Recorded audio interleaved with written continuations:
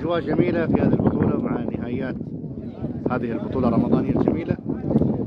ما أدري الصوت واضح ولا لا، لكن مثل ما شفتوا الأجواء جميلة لأبعد الحدود. تحية لكل من تابع، وتحية لمن راح يتابع البث أيضا لاحقا في حسابي في انستغرام أو في اليوتيوب. وحياكم الله والسلام عليكم ورحمة الله وبركاته.